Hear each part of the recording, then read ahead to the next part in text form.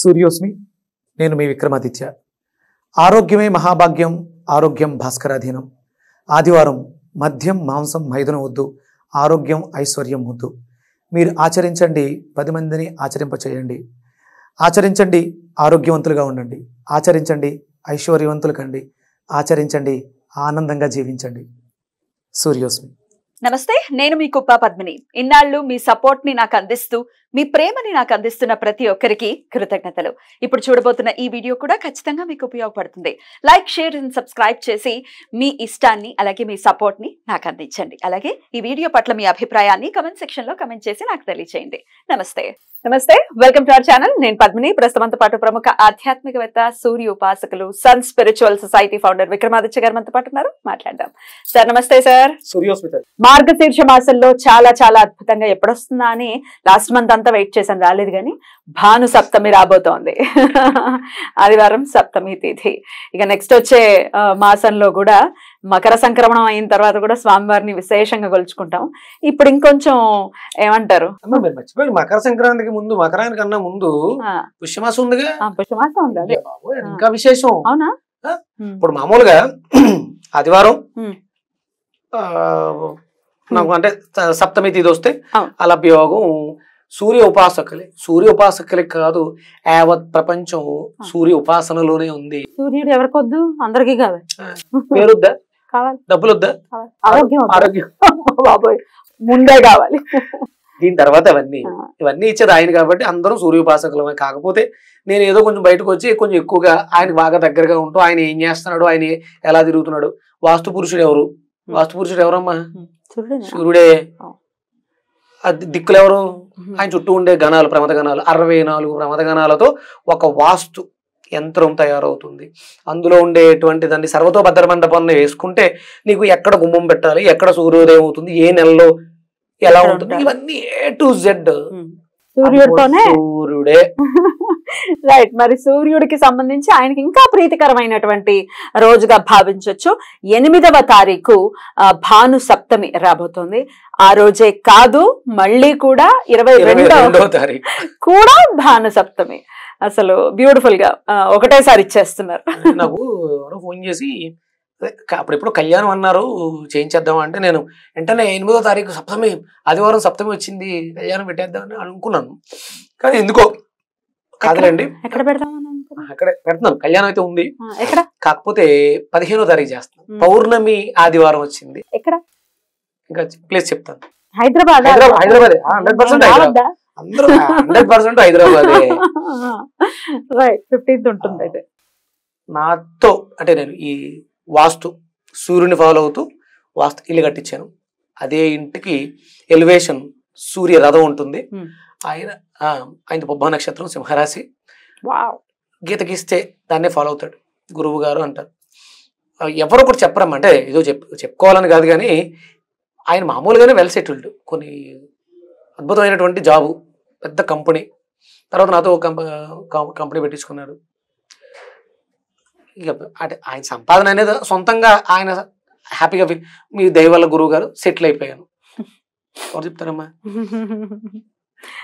అంటే అంత తూచా తప్పకుండా పాట ఇచ్చారు కాబట్టి అది ఒక గేటెడ్ కమ్యూనిటీలో అది చాలా కరోనాకు ముందు అనమాట. ఇది ఈ శంకుస్థాపన ఈ రకంగా నేను సూర్యుడిని ఆరాధిస్తూ చేసినటువంటి శంకుస్థాపన, మొట్టమొదటి శంకుస్థాపన. అద్భుతంగా ఆ విల్లాలన్నీ పూర్తవకముందే ఇది పూర్తయిపోయింది. చాలా బ్రైట్గా ఉంటుంది, బాగా డెవలప్ అయ్యాడు. అంటే వాస్తుని సూర్యుడిని అనుసంధానం చేసుకుంటే, ఆరాధిస్తే మనం ఎలాంటి విజయాలు చూస్తాం అనేది నాకు ఆయన ఒక టెస్టిమోనియల్ లాగా. Right, beautiful sir. మరి భాను సప్తమి వస్తోంది కాబట్టి 8వ తారీఖు మార్గశీర్ష మాసంలో చాలా చాలా విశేషవంతమైనటువంటి మాసం ఇది. మరి ఎట్లా ఆ రోజున వినియోగించుకోవచ్చు ఒకసారి చెప్పండి. అది ఇప్పుడు ఇదంతా ఎందుకు చెప్పానంటే, మనకి ఏదైనా వాస్తు దోషాలు ఉన్నాయి. మొన్న రీసెంట్గా ఒక వాళ్ళ ఇంటికి వెళ్ళాను, వాస్తు దోషం ఉంది. ఆ ఇంటికి వెళ్ళిన తర్వాత పాపం అమ్మాయి చాలా ఫాస్ట్, చాలా స్పీడ్గా ఉండేది. అలాంటిది సడన్గా ఇల్లు మారారు. ఆ ఇల్లు మారిన తర్వాత ఆ అమ్మాయి ఆల్ ఆఫ్ సడన్ అన్నీ అక్కడ దాకా వచ్చిపోతున్నాయి అవకాశాలు. ఏంటి దోషం? అదే అంటే వాస్తు అంటే అపార్ట్మెంట్ కల్చర్ ప్లస్ వాస్తుకు లేదు, దిక్కుకు తిరిగిపోయింది, వాస్తు బాలేదు. ఏం చేస్తారు, కొనేసుకున్నారు. 1,40,00,000 ఇన్వెస్ట్మెంట్. అయ్యో, అద్దెలు కూడా కాదు. ఏం చేయాలి? ఏం పర్లేదమ్మా, ఏం టెన్షన్. వెళ్ళి చూసా, కొన్ని ప్రాంతాల్లో నెగిటివ్ ఎనర్జీ కనిపించింది. అరుణం పారాయణం చేయించా. ఆ నెక్స్ట్ డే నుంచి వాళ్ళ ఇంట్లో చాలా మార్పులు, అద్భుతంగా పాజిటివ్. ఇదంతా ఎందుకు చెప్తానంటే, సప్తమి ఆదివారం అలభ్య యోగం వచ్చినప్పుడు సూర్య ఉపాసన చేసుకుంటూ, లేకపోతే ఆ అరుణ పారాయణం ఎక్కడైతే జరుగుతాయో, అంటే ద్వాదశ ఆదిత్యులు అక్కడికి ఆవాహన చేయబడతారు. 64 ప్రమదగణాలు. అంటే మనం ఇంట్లో ఉంటున్నాం, ఇంటికి శంకుస్థాపన జరగలేదు, కింద వాస్తు యంత్రాన్ని మనం పెట్టలేదు, మరి ఏం చేయాలి? ఇలాంటి పరిస్థితులు వచ్చినప్పుడు అరుణ పారాయణం చేయించుకోవటం కానీ, అంటే యంత్రాన్ని పైన వేస్తారు, కింద లేదు పైన వేస్తారు.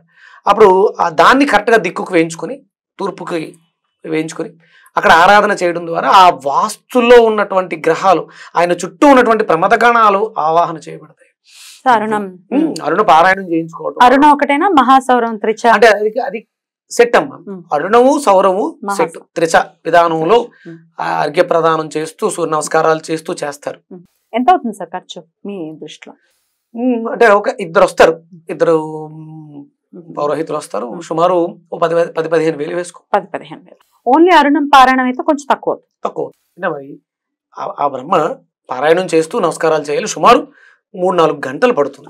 ఎందుకంటే ఎన్ని నమస్కారాలు చేస్తారు? 72 నమస్కారాలు చేయాలి, సాష్టాంగ నమస్కారాలు ప్రదక్షిణ పూర్వకంగా. ఓకే. కానీ చేయించుకున్న ఆయన చేత కూడా చేయిస్తారు కదా జనరల్ గా? అంటే ఒరిజినల్ గా వాడు పారాయణం చేస్తారు, వీళ్ళు చేసుకుంటారంటే చాలా సంతోషం, అద్భుతంగా బాగుంటుంది కదా, చాలా బాగుంటుంది. అనారోగ్య సమస్యలు పోతాయి, వాస్తు దోషాలు ఉన్నాయి, ఇబ్బంది పడిపోతుంది, ఏం దోషమో కూడా తెలియట్లా. ఇలాంటివి చెయ్యగలిగితే ఆదివారం లేదు మీకు, అది కూడా కుదరట్లా, శుభ్రంగా ఆవు పిడకలు తీసుకొచ్చి పాలు పొంగించటం, దాంట్లో పరవాణం వండటం, ఆ పొగ, ఆ పొంగినటువంటి పాలు, అందులోంచి వచ్చేటువంటి ఆ స్మోక్, అక్కడ ఉన్నటువంటి మాక్సిమం కొన్ని దోషాలు తొలగి సమస్య ఐడెంటిఫై చేయగలుగుతాం, డయాగ్నోస్ చేయగలుగుతాం. ఆ పరవాణాన్ని స్వామికి నివేదన చేయడం, ఆ ప్రసాదాన్ని స్వీకరించడం ద్వారా మనం ఏం చేస్తున్నాం, ఏం జరుగుతుందో తెలుస్తుంది. సూర్యుని అనుసంధానం చేసుకుంటే, సూర్యుడితో నడిస్తే జీవితం అద్భుతంగా ఎలా ఉంటుంది? హనుమంతు వాడిలా ఉంటుంది, ఆంజనేయుడిలా ఉంటుంది, అంజనీపుత్రులా ఉంటుంది. ఆయన శ్లోకం ఉంటుంది కదా, శ్లోకం చెప్పి ఆంజనేయ స్వామి శ్లోకం, బుద్ధిర్బలం యశోధైర్యం, బుద్ధి బలం యశస్సు అవన్నీ వచ్చేస్తాయి. ఆయనతో పాటు తిరిగాడు అని చెప్తారు. అంటే యుద్ధం పెట్టుకున్నాడు, ఆయన తినేద్దామని వెళ్ళాడు, నోట్లో పెట్టేసుకున్నాడు, ఆయన కాంతి తగ్గించుకున్నాడు. ఇంద్రుడు వస్తే, ఇంద్రుడు కోపం వస్తుంది, ఆయన గద విసిరితే పాప ఆయనకి పళ్ళు దవడకి దెబ్బ తగులుతుంది. అంటే తనను మింగేద్దామని వచ్చినా కూడా ఆ చిన్న బాలుల్లో ఉన్నటువంటి ఆ మమకారాన్ని చూసి ఇతనికి అంటే నేర్పించాలి అని అనిపించి విద్యను నేను నేర్పిస్తాను అని చెప్పడం జరిగి ఆయన హక్కున చేర్చుకుని కూడా తిప్పుకుని అవసరమైంది కాబట్టి, అంటే ఎంతవరకు నిజానికి సువర్చలని తనలో ఉన్నటువంటి ఒక కిరణాన్ని కూతురుగా చేసి నవవ్యాకరణం నేర్పించడం కోసం వివాహం జరిపించారు అని చెప్తుంటారు. అల్లుడిగా కూడా చేసుకున్నారు. సూర్యుడిని ఆరాధిస్తే ఏమొస్తుంది? బాబాయ్, ఆంజనేయుడికి ఉన్నది ఏమని చెప్పాలి? ఫేమా, బలమా, బుద్ధ అన్నీను. శ్రీరామచంద్రుల వారికి ఉపయోగపడే విధంగా ఆంజనేయ స్వామిని తయారు చేసి, అంటే సూర్యనారాయణమూర్తికి రాముడు అంటే చాలా ప్రీతమ్మా. ఆయన పుట్టినప్పుడు వచ్చి పైకి వెళ్ళడం మర్చిపోయాడంట. ఆయన అయోధ్యలో రామ మందిరం, ఆయన వచ్చి అక్కడ ఉండిపోయాడంట. ఆ సూర్యకుండం అని ఉంటుంది అక్కడ అయోధ్యలో. అంటే అంత ఇష్టం. అంటే ఆ రాముడి కోసం ఈ హనుమంతుణ్ణి ముందే ప్రిపేర్ చేసి పెట్టాడు ఈ రాముడు. ఆ సమయంలో మళ్ళీ అగస్త్యుల వారిని పంపించి ఆ స్తోత్రాన్ని, ఆదిత్య హృదయ స్తోత్రము మళ్ళీ ఇప్పించారు. అద్భుతమైనటువంటి రోజు. నెలలో 2 సార్లు వస్తుంది కాబట్టి, అది 8వ తారీఖు ఉంది, 22వ తారీఖు కూడా ఉంది కాబట్టి, అయ్యో 8 మిస్ అవుతున్నాం అనుకునే వాళ్ళు 22వ తారీఖు కూడా చేసుకోవచ్చు. 22 కుదరదేమో అనుకుంటే 8వ తారీఖు చేసుకోవచ్చు. కుదిరితే 2 రోజులు చేసుకోవచ్చు. అంటే కంపల్సరీ ఇక జరగాలి. ఇంటింట ఊరూర సూర్య కళ్యాణాలు. కళ్యాణం అంటేనే, కళ్యాణం అంటే ఏంటమ్మా? కళ్యాణకారకుడు ఎవరు? ఈశ్వరుడు. శివ అంటే కళ్యాణం జరుగుతుంది, మంగళకరం, మంగళం. మన దేశానికి ధర్మానికి మంగళం జరగాలంటే ఇంటింట శివ కళ్యాణాలు, సూర్య కళ్యాణాలు వైభోగంగా జరగాలి. నా దగ్గర పంచలోహమూర్తులు ఉన్నారు, మీరు చేయించుకునే వాళ్ళు నన్ను అడగండి, సంప్రదించండి, నేను విగ్రహాలు పంపిస్తాను. మీకు దగ్గరలో వేదం స్మార్థం తెలిసిన వాళ్ళు, కళ్యాణం చేసేటువంటి వాళ్ళు మీరే చేయించుకోవచ్చు. నా మూర్తి నా ఇంటి దగ్గర రెడీగా ఉన్నారు. ఆయన ఇంట్లో ఉంటారా? ఇంట్లోనే ఉంటారు. అగస్త్యుల వారు కూడా ఉన్నారు. అంటే ఇంతకు ముందు ఏదో మామూలు పంపించేవాడిని, అగస్త్యుల వారు కూడా వచ్చేసారు. ఏ లోహంతో? శిల్ప రూపంలోనే వచ్చారు. అర్చనలు అభిషేకాలు పొంది ఆయన వచ్చారు. ఎలా? అలాగే పొట్టిగా బొజ్జ అంతా ఉంటుందా? చాలా చాలా సంతోషం సార్. అగస్త్యుల వారిని పంచలోహమూర్తులైనటువంటి సూర్యనారాయణ మూర్తిని ఉషా పద్మిని సమేతంగా పంపిస్తాను. ఇది ఊరూరా జరగాలి. ఇది నా సంకల్పం. సూర్య కళ్యాణాలు జరగాలి, అరుణ పారాయణాలు జరగాలి, అరుణ హోమాలు జరగాలి. అద్భుతం సార్. మరి ఇవన్నీ కాకుండా ఒకవేళ మంత్ర సాధనే చేసుకుంటామండి, మాకు ఈ పరిస్థితి లేదు, చేయించుకునేటటువంటి స్తోమత లేదు అనుకుంటే గనక ఆ రోజున ఏ నామంతో స్వామివారిని కొలవమంటారు? ఓం ఐం హ్రీం శ్రీం హరాం హ్రీం హురూం హ్రైం హ్రౌం హ్రః మిత్ర రవి సూర్య భాను ఖగపోష మరీచి ఆదిత్య సవిత్ర అర్క భాస్కరాయ నమః. సంపుటీకరణం కుదరదు కదా. మిత్ర రవి సూర్య భాను ఖగపోష హిరణ్య గర్భ మరీచి ఆదిత్య సవిత్ర అర్క భాస్కరాయ నమః. ఇలా ఆదిత్య హృదయం ఎలాగో ఉంది, తతో యుద్ధ పరిశ్రాంతంతో మొదలుపెట్టి చేసుకోవచ్చు. ఇంకా ఉన్నాయి కదా చేసుకో. వెతకాలి అంటే వెతికితే ఓం నమో భగవతే హిరణ్య గర్భాయ నమః, కకోల్కాదిత్యాయ నమః. ఎన్నున్నాయమ్మా? ఎన్ని నామాలు? సహస్రం. ఉన్న నామాలన్నీ మీకు విష్ణు సహస్రనామార్చన ఉంది కదా, విష్ణు సహస్రనామార్చలో ఉన్న నామాలన్నీ కూడా సూర్యుడివే. సూర్యుడే విష్ణువు. ఆయన అంటే కాంతి ఉదయిస్తున్నప్పుడు ఏమీ లేకుండా అలా ఉంటారు ఎర్రగా. అలా వచ్చేసరికి మొత్తం అంతా వ్యాప్తించి ఆయనే విష్ణుమూర్తి. ఆయనే సూర్యనారాయణుడు, శ్రీమన్నారాయణుడు. విష్ణువు సహస్రనామార్చులు ఉన్న నామాలన్నీ కూడా సూర్యనామాలే, సూర్యనామాలన్నీ కూడా విష్ణునామాలే. ఈ నామాలన్నీ కూడా పరమేశ్వరుడు నామాలే. ఎవరికి భేదం లేదు ఇక్కడ. రైట్ సార్, చాలా బ్యూటిఫుల్ గా ఎక్స్ప్లెయిన్. ఇక్కడే భగవంతుడు మన కోసం ఇన్ని రకాలుగా, బ్రహ్మగా, మధ్యాహ్నం విష్ణుమూర్తిగా, సాయంత్రం పరమేశ్వరుడుగా. ఒక్కడే భగవంతుడు, ఆయన సూర్యుడే. సూర్యుడు కనిపిస్తాడుగా. అమ్మవారు భగమాలిని, సూర్యమండల మధ్యస్థ లలిత అందులోనే ఉంది. ఉదయిస్తున్నప్పుడు లలితంగా ఉంటుంది. తోకలు ఏమన్నా జాడిస్తే ఉగ్ర రూపంతో మధ్యాహ్నం వస్తువులోకి, మే నెల వస్తువులోకి ఉగ్ర ఖాళీ అవుతుంది, భద్రకాళి అవుతుంది. సాయంత్రం మళ్ళీ సౌమ్యంగా ఉంటుంది. పార్వతీదేవిలా అనుగ్రహిస్తుంది, తల్లిలా హక్కును చేర్చుకుంటుంది. మనకి వచ్చేటువంటి పాడి పంట ఇవన్నీ కూడా ఆ అమ్మ అనుగ్రహమే కదా. ఆవిడే అమ్మవారు, ఆవిడే లలిత. అంటే తీసుకోవడం మీద ఆధారపడి ఉంటుంది. పద్ధతిగా ఉన్నావా హ్యాపీగా అన్ని సవ్యంగా చేస్తుంది, లేకపోతే మామూలుగా ఉండదు అంతే. చాలా బ్యూటిఫుల్ గా ఎక్స్ప్లెయిన్ చేశారు. స్పెషల్ డే గా వస్తున్నాయి 2 రోజులు పర్వదినాలు. హిందువులకి పండగలు జరుపుకోవాలి, మాకు సమయాలు లేవు అని అంటే ఉద్యోగాలతో, డబ్బు సంపాదనలతో జీవితాలు సంపాదించిందంతా హాస్పిటల్స్ పోసేస్తున్నాం.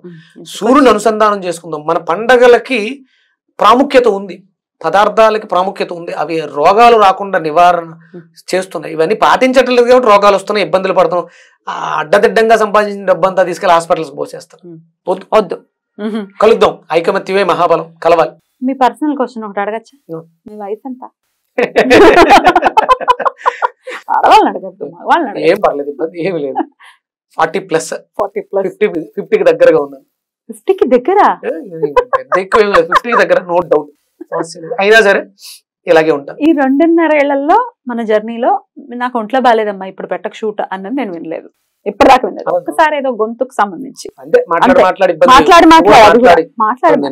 మాట్లాడుతూనే ఉన్నాను. దాని వల్ల తప్ప అదర్వైజ్ జ్వరం ఉంది, కడుపు నొప్పి ఉంది, కాళ్ళు నొప్పి ఉంది, తలనొప్పి ఉంది, ఇది విననే లేదు. ఇది సూర్యోపాసన వల్లనే 200%. సూర్యోపాసన ఎప్పుడైతే మొదలు పెట్టానో నా జీవితం అద్భుతంగా మారిపోయింది. కావాలి కదా అలాంటివి. అందరూ భారతదేశం అంటేనే సూర్యోపాసన, భారతీయులు అంటేనే పేరు ప్రఖ్యాతులు. ఇప్పుడు వేరే దేశాల్లో ఎవరమ్మా ఉన్నది, మన వాళ్లే కదా. కరెక్ట్. మీకు నిద్ర పట్టకపోవడం గానీ, నడు నొప్పులు గానీ, కాళ్ళ నొప్పులు గానీ, ఇప్పుడు 50కి దగ్గరలో ఉన్నారు, కాళ్ళ నొప్పులు. నేను ఒక ఇంట్లో ఉన్నాను, ఆ ఇంట్లో 12 ఏళ్ళుగా ఉన్నాను. అక్కడ లిఫ్ట్ లేదు, నాది 3rd ఫ్లోర్. ఎక్కి దిగుతారు రోజుకి చాలా సార్. నో కాళ్ళ నొప్పులు అసలు సమస్య లేదు.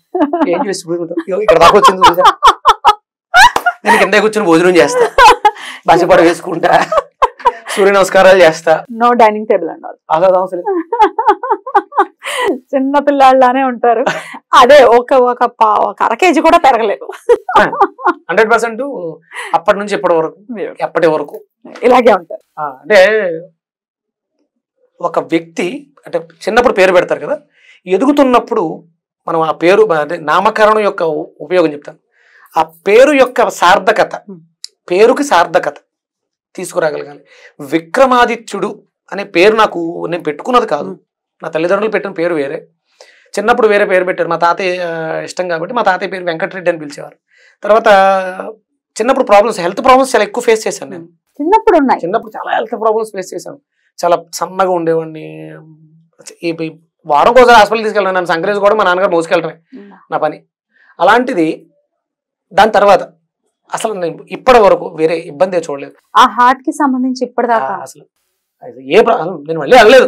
1989లో నాకు సర్జరీ అయింది, ఓపెన్ హార్ట్ సర్జరీ. అంటే హార్ట్కి ఇబ్బంది లేదు, హార్ట్లో ఇబ్బంది ఉంటే చిన్నప్పుడు అది ఓపెన్ హార్ట్ సర్జరీ. గుండెను పూర్తిగా ఓపెన్ చేసి బయటకు తీసి రిపేర్ చేయటం. ఇప్పుడులాగా టెక్నాలజీ లేదు కదా ఆ పరిస్థితి. ఆ తర్వాత అంటే ఇప్పుడు పేరు ఎందుకు మారింది చెప్పండి. వెంకటరెడ్డి నుంచి శ్రీనివాస్ రెడ్డి అయ్యాను. ఎందుకంటే గ్యాప్ ఉంది ఒక 2 years ఎడ్యుకేషన్లో. 5th నుంచి 4th నుంచి 6thకి షిఫ్ట్ అవ్వాలి, 6thలోకి వెళ్ళాలి, హై స్కూల్కి వెళ్ళాలి. అందుకని అక్కడ పేరు మార్చి వేయడం జరిగింది. దానివల్ల పేరు మారింది. ఆ తర్వాత పేరు మారడం అంటే 2017 నా మిత్రుడు నాకు ఒక సినిమా కథ చెప్పాడు. దాంట్లో ఆ క్యారెక్టర్ పేరు విక్రమాదిత్య. తను వెళ్ళినప్పుడల్లా విక్రమా అని పిలిచేవాడు. తను ఒక వ్యాపారాన్ని పెట్టాడు. ఆ వ్యాపారంలో బాగా తన దగ్గరికి వెళ్ళినప్పుడల్లా విక్రమ అనేవాడు. అది కొలాప్స్ అయింది. దాన్ని నేను హ్యాండిల్ చేయాల్సి వచ్చింది. తను పరిచయం చేసిన వాళ్ళందరూ విక్రమాదిత్య అని పిలిచేవారు. వాళ్ళందరూ అలా పిలిచారు. 2010 అయిపోయింది.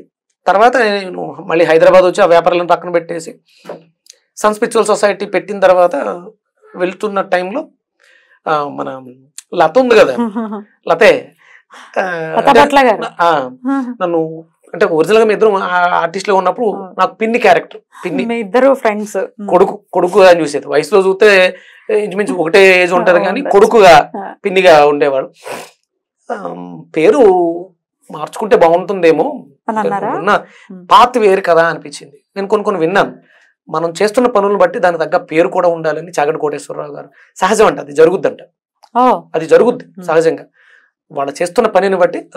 ఇప్పుడు నేను చేస్తున్న పనికి తగ్గట్టుగానే ఆ విక్రమాదిత్య అనే పేరు ఎప్పుడో 2006లోనే పెట్టబడింది, 2017లో పిలువబడింది. 2017 తర్వాత 2021లో సన్ స్పిరిచువల్ సొసైటీ పెట్టిన తర్వాత జరుగుతున్నప్పుడు వారణాసిలో వీరభద్ర శర్మ గారి చేతుల మీదుగా విమలాదిత్యుడి గుడిలో విక్రమాదిత్య నామకరణం జరిగింది. సార్థకత. నేను చేస్తున్నది అదే, యుద్ధం చేస్తున్నాను క్షత్రియుడునిగా. అధర్మం మీద యుద్ధం చేసే ప్రతి ఒక్కడు క్షత్రియుడే. అంటే ఇప్పుడు చాలా మంది హిందూ ధర్మం కోసం యుద్ధం చేస్తున్నారు. వాళ్ళందరూ ఎవరు? శూద్రుల, క్షత్రియులు. ఇదేది మాకు పట్టదు, ఏది జరిగితే అది జరగనే, మాకు ఈ పరిస్థితులు, మేము ఈ పూజలు అవి చేయలేము, ఈ ధర్మంలో ఉండలేము, ఈ కర్మ. వాళ్ళందరూ అంటే మతం మారిన వాళ్ళందరూ శూద్రులే. హిందూ ధర్మంలో పుట్టి భారతదేశంలో పుట్టి మతం మార్చుకున్న వాళ్ళు శూద్రులు. వాళ్ళని దేవాలయాల్లోకి రానివ్వకూడదు. వద్దా? రావాలి. వాళ్ళు ఆ మ్లేచ్ఛంలోంచి, అంటే స్నానాలు చేయకుండా, సంస్కారం లేకుండా, సంస్కరణలు జరగకుండా. ఇప్పుడు తను చనిపోయిన తర్వాత అంత్యేష్టి సంస్కారం జరగదు, అది చాలా కర్మ. పుట్టగతులు అర్థం కాదు. శూద్రత్వంలోంచి వైశ్యంలోకి, అంటే ఒక లాభాపేక్షతో, ఏం లాభం అంటే మోక్షం అనే లాభం కోసం ఆపేక్షణతో వైశ్యుల నుంచి జ్ఞానాన్ని పొంది బ్రాహ్మణులుగా మన ధర్మాన్ని కాపాడుకోవడానికి క్షత్రియులం అవుతున్నాం. అంటే ఒక మనిషిలోనే ఎన్ని ఉన్నాయమ్మా? నాకు ఏమొద్దు, నేను గాడిదూడి, నేను స్నానం చేయలేను, ఏం చేయను, నాకు వ్యాపారం వద్దు, ఏమొద్దు, పూజలు ఏమి చేయను, నేను జ్ఞానాన్ని పంచను, నేను యుద్ధం చేయను అన్నోడు ఎవడు? శూద్రుడు. అధముడు. అదే అధముడు. అట్లాంటి ఒకే మనిషిలో ఇన్ని ఉన్నాయి. ఉదయం లేచాం, నైట్ అంతా యుద్ధం చేసామమ్మా క్షత్రియుడిగా. ఉదయం లేచాం, జ్ఞానం వచ్చింది, సంసారాన్ని కాపాడు కోసం వ్యాపారం చేస్తున్నాం, డబ్బు సంపాదిస్తున్నాం, ఫ్యామిలీని మెయింటైన్ చేస్తున్నాం, ఫ్యామిలీని రక్షించుకుంటున్నాం, సాయంత్రం అన్ని చేసి అలసిపోయాం కదా, శుభ్రంగా పడుకుంటున్నాం. అంటే ఒక మనిషి, అన్ని వర్ణాలు ఒకే మనిషిలో ఉదయం నుంచి సాయంత్రం వరకు తెల్లారే వరకు ఉన్నాయి. ఇందులో సూదులు వేరు, చేయకూడదు ఇవి చేయకూడదు, పిచ్చి డెఫినెట్ గా పిచ్చి, అర్థం చేసుకోలేని తత్వం. మార్చుకోండి. ఇప్పుడు ఇది కాదా కాదా లాజిక్ ఉంది కదా, ఆన్సర్ లేదు. నేను సాయంత్రం వదలకి ఏమీ చేయలేనండి, నా పని అయిపోయింది, నేను రెస్ట్ తీసుకుంటాను. అది శుద్ధత్వమేగా. శూద్రుడు అవ్వాలి, నిద్ర పోవాలి, నాకు ఏం పట్టినట్టుగా శుభ్రంగా ఒంటి మీద దోమలు వాలినా కూడా అంటే ఒళ్ళు తెలియకుండా నిద్రపోతున్నాడు ఆడు శూద్రుడు. కష్టపడ్డాడు కదా, మన నిద్ర పడుతుంది. బ్యూటిఫుల్ సార్, చాలా అద్భుతంగా వివరించారు. ఆరోగ్యం డెఫినెట్ గా సమస్యలతో బాధపడద్దు. Let's all be healthy and happy. Right sir, thank you so very much. నమస్తే. సూర్యస్వామి.